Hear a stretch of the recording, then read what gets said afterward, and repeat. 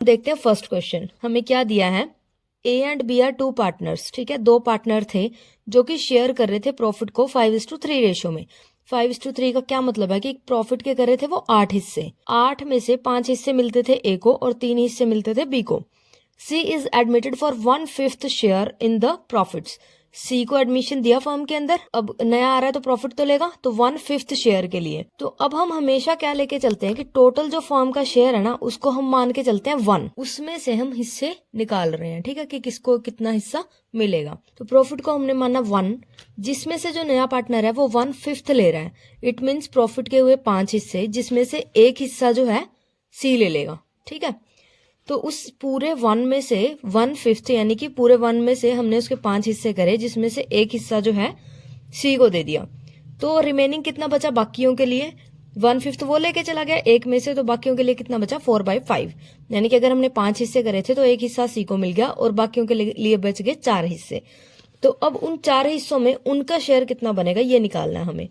तो हम क्या करेंगे, पहले उनको कितना मिल रहा था 5/8, और अब उनका शेयर जो है 4/5 रह गया। 5/8 तो 1 के साथ था ना, मतलब पूरे शेयर में से वो 1 में से 5/8 ले रहे थे, लेकिन अब वो कितने में से लेंगे 5/8, 4/5 में से।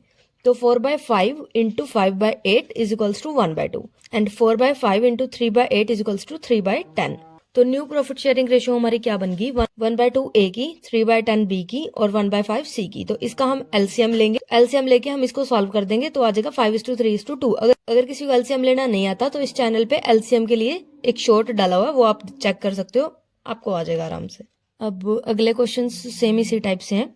तो नेक्स्ट जो है क्वेश्चन फिफ्थ, नेक्स्ट जो क्वेश्चन है हमारे पास वो है P and Q are two partners. P और क्यू जो है दो पार्टनर हैं, sharing profit and losses in 7:3, 7:3 ratio में वो प्रॉफिट बांट रहे हैं। तो R is admitted into business for 1/4। आर जो है वो बिजनेस के अंदर आया है 1/4 शेयर के लिए, विच ही इक्वायर्स, यानी कि जो कि है वो ले रहा है हिस्सा पी और क्यू से 2:1 रेशियो में। 2:1 का क्या मतलब हुआ कि अगर वो 30 रुपए लेगा ना, 30 रुपए उसका हिस्सा बनेगा ना, तो 30 रुपए में 2:1 रेशियो में लेगा वो, यानी कि 20 रुपए लेगा पी से और 10 रुपए लेगा क्यू से। तो इस रेशियो में वो जो है प्रॉफिट उनसे ले रहा है जो ओल्ड पार्टनर्स है। 1/4 का 2/3 हिस्सा वो लेगा पी से और 1/3 हिस्सा लेगा क्यू से। ठीक है, तो 1/4 इंटू 2/3 इजिकल्स टू 1/6, जो कि पी ने सेक्रीफाइस करा अपना हिस्सा, और 1/4 इंटू 1/3 इजिकल्स टू 1/12, जो कि क्यू ने सेक्रीफाइस करा। अब एक चीज बताओ मुझे, आप मान लो पहले 10 रुपए कमा रहे थे, अब अपने उस हिस्से में से आप 3 रुपए अपने भाई को देने लग गए, तो आपके पास कितने बचे, ऑब्वियसली बात है 7। तो इसमें हमने क्या करा, ओल्ड में से जो हमने सेक्रीफाइस करा है उसको माइनस कर दिया, जिससे हमें न्यू पता चल गया कि पहले मैं 10 रुपए कमा रही थी, 3 रुपए भाई को देने लगी, सेक्रीफाइस कर दिया 3 रुपए, तो यानी कि 7 रुपए जो है मेरी इनकम रहने लग गई है अब।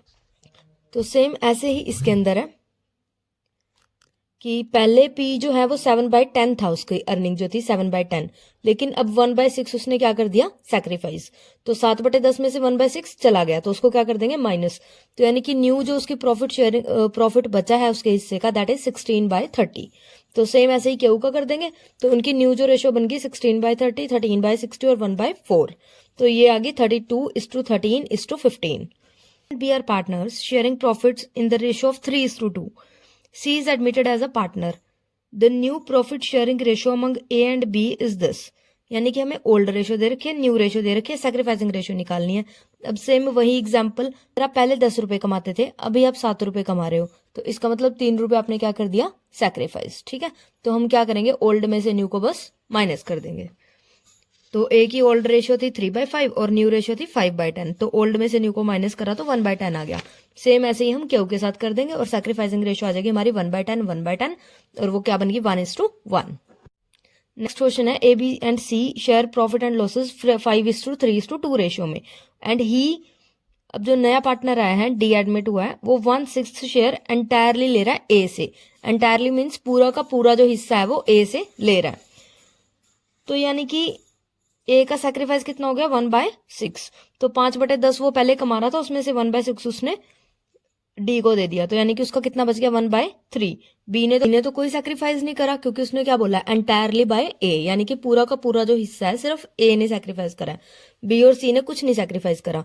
तो यानी कि बी ने भी नील सेक्रीफाइस करा और सी ने भी नील सेक्रीफाइस करा, तो इनकी जो ओल्ड रेशियो थी वही रहेगी। जो हमारी न्यू क्या बन गई 1/3, 3/10, 2/10 और 1/6। दैट इज, अब इसका एलसीएम ले लेंगे तो 10:9:6:5 आ जाएगा। ठीक है।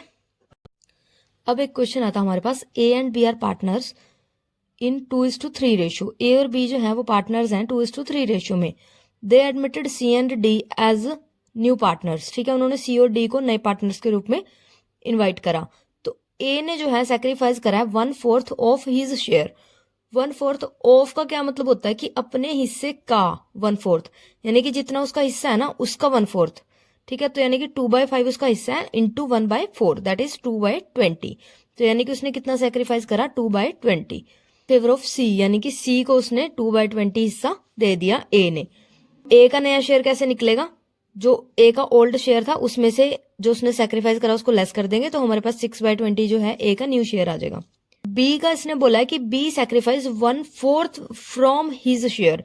ऑफ हिज शेयर का मतलब होता है कि मल्टीप्लाई करेंगे हम कि उसका उतना हिस्सा, लेकिन 1/4 फ्रॉम हिज शेयर का मतलब है कि हमें उसमें से वो माइनस करना पड़ेगा, कि फ्रॉम मीन्स उसमें से और ऑफ मतलब उसका। ठीक है, जब उसका आता है तो हम मल्टीप्लाई करके निकाल लेंगे, और जब उसमें से है तो हम 3/5 माइनस 1/4 करेंगे, तो 7/20 जो है वो बी का नया शेयर आ गया हमारे पास। रेशियो हमारे पास क्या बन गई 6:7:2:5।